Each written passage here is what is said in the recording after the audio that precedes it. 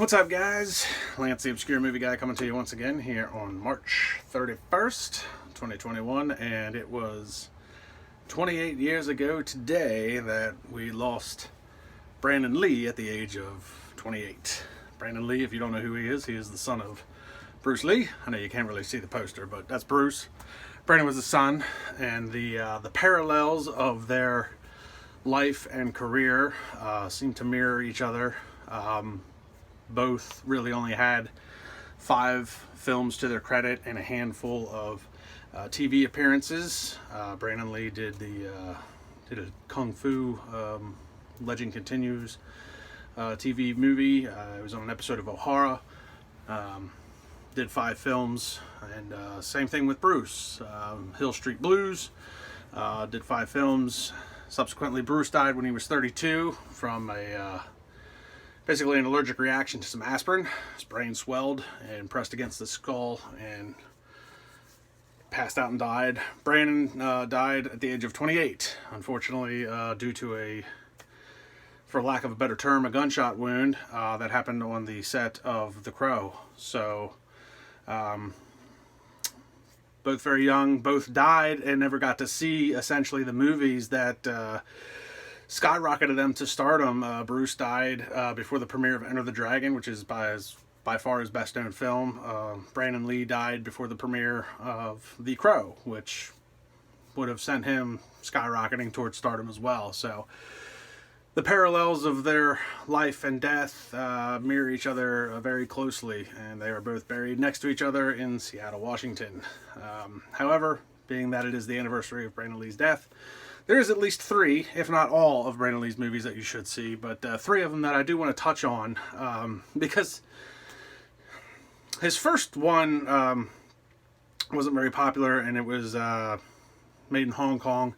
Then he did Laser Mission, which I think had Ernest Borgnine in it, but not very good production value. And didn't really capitalize much on what Brandon was really capable of. But in 1991, he did a film called Showdown in Little Tokyo. That doesn't have anything to do with Big Trouble in Little China, even though it kind of sounds like it. But Showdown in Little Tokyo, he starred alongside Dolph Lundgren. And this is actually a really fun film and has aged very well. It's a buddy cop movie. Dolph Lundgren plays the main character. He's the son of a... It's actually really weird when you watch the movie. You can see how the roles should have been reversed, but in the movie, Dolph Lundgren plays the son of I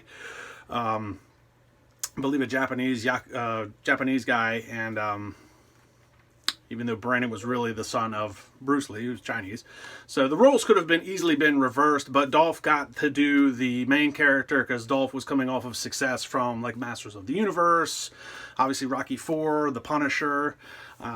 So Dolph was the bigger name of the two at the time, but the chemistry between the two in the movie was very well done. Brandon Lee, there's no doubt in my mind, his ability to act would have gone far and greater than what he was able to showcase. But Showdown in Little Tokyo, Dolph Lundgren, Tia Carrera, Brandon Lee, Kari Hiroyuki Tagawa, a.k.a. Shang Tsung. But Dolph Lundgren, Brandon Lee, they buddy up in this cop movie to take on the Japanese Yakuza as they try to distribute drugs through, I can't remember, hot sauce, liquor, something of that nature, some sort of Japanese production. But they were stashing the drugs inside of what they were making. Has an unofficial body count of 58 and is high on action and comedy and really well done. I actually own the DVD. I've watched it many a times. Great flick. The next Brandon Lee movie anybody should check out is 1992's Rapid Fire. This was distributed by 20th Century Fox. This was a really, really good movie and probably my favorite Brandon Lee movie that he had done. Starred Raymond J. Barry, which a lot of guys would recognize. A lot of people would recognize Raymond J. Barry. He's been in a lot of TV stuff. He's been in a lot of movies. Not often the main character, but definitely one of those recognizable faces. He's been in Falling Down, Flubber. He's done episodes of TV on just about everything. But he plays a corrupt FBI agent. Brandon Lee witnesses a murder by a Chinese triad. And then Raymond J. Barry is supposed to be the FBI director to put him into protective custody, but he's corrupt, so he tries to hand him over to the triad. Brandon Lee actually ends up getting in with Powers Booth, old grizzled policeman. I love Powers Booth. He always did great acting, great character actor. But Powers Booth plays the grizzled old cop who believes Brandon Lee's character, and it was budgeted for around $10 million. It actually ended up making like $14 million domestically, but it was good enough for... rumor has it that it was good enough to spawn a sequel, and the sequel was going to feature Brandon Lee running around New York trying to stop bombs from being detonated with, I believe the script had called for a convenience store clerk that had gotten into the mix. If that sounds a little familiar, apparently the rumor is that movie that was going to be the sequel to Rapid Fire actually went on to be Die Hard with a Vengeance, and obviously rewritten a little bit to incorporate Samuel L. Jackson as the cab driver versus a store clerk, and the main antagonist to be the evil brother of Alan Rickman's character in the original Die Hard. So, good movie though, a lot of fun to watch. Brandon Lee actually broke a toe on one of his feet during the filming of that, for one of the scenes in that movie, and unfortunately that scene didn't even get incorporated into the film, so kind of insult to injury. You know, you hurt yourself doing a scene and we're not going to put that one in the movie. Sorry about your luck. And then the last one we have to talk about is The Crow. This would have been the movie that would have projected him to superstardom. The Crow is actually based off of a Caliber Comics series that first showed up in 1989. I know many of you have probably seen the movie The Crow, and it's barely been a cult classic. It has spawned like 4 sequels. The writing has gone on to have like, 45 comic issues, not to mention some graphic novels. It even spawned a short-lived TV series on the CW, I believe, for a little while. But Brandon Lee unfortunately died during the filming of The Crow. The film was finished, much like Bruce Lee's last movie, Game of Death, was finished using some CGI, stunt doubles, and recycled footage. Brandon Lee, unfortunately, because of his death, I think a lot of things had changed in Hollywood as far as using prop guns, prop ammo, and how those things are handled on set. And luckily there hasn't been a similar incident that I know of since Brandon Lee's death. Obviously there has been some incidences in the stunt department. In some movies we do know about Deadpool. One of the stuntmen had died during that. I believe there was another incident on one of the I can't even remember what they're called, the Mila Jovovich films. But the stunt woman lost her arm during a motorcycle accident. But basically what had happened was there was a during one of the scenes they had put in dummy rounds for a gun, which is basically a bullet with no gunpowder, to show a close-up that it does look as if it's a real bullet. During that scene, the gun was cocked, never fired. After that scene had been done filming, in order to uncock the gun, the person in charge of it basically dead-fired it, not knowing that there was dummy rounds inside. One of those rounds got lodged into the barrel. The next scene the gun was used for, they were using blanks, which is shell, gunpowder, no bullet.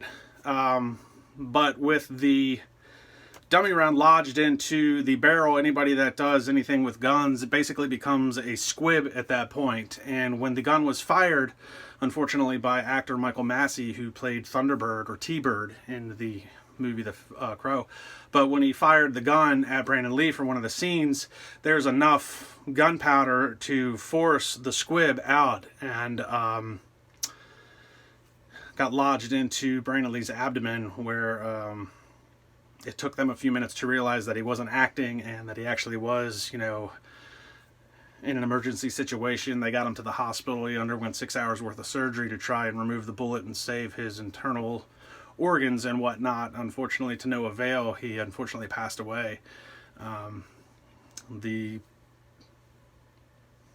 filming of that has never really been seen. The film was used in court.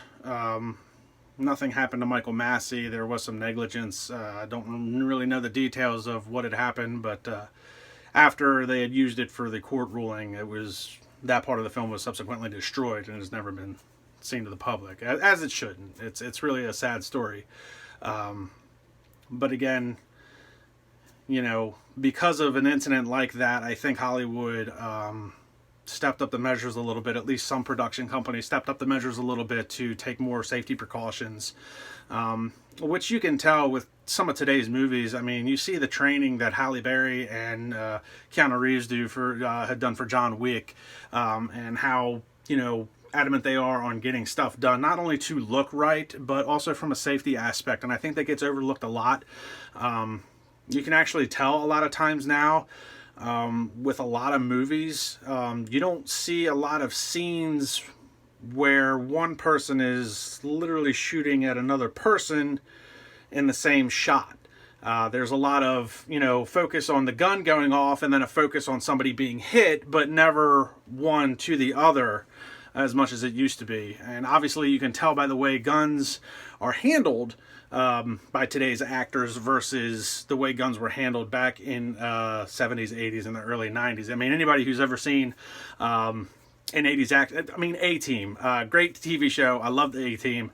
But the way they hold the guns in the A-Team is, you know, you can tell that's not how you're properly supposed to hold a rifle in any capacity. So a lot had gone forward from Brandon Lee's death into the safety of actors, stuntmen, and anybody that's dealing with a firearm for the movie. And obviously dummy rounds, blanks, live rounds, a lot of that stuff is very categorically inventoried not to have a mix-up like they had on the set of The Crow. So that's my take on March 31st. Again, 28 years ago, we lost Brandon Lee at the age of 28.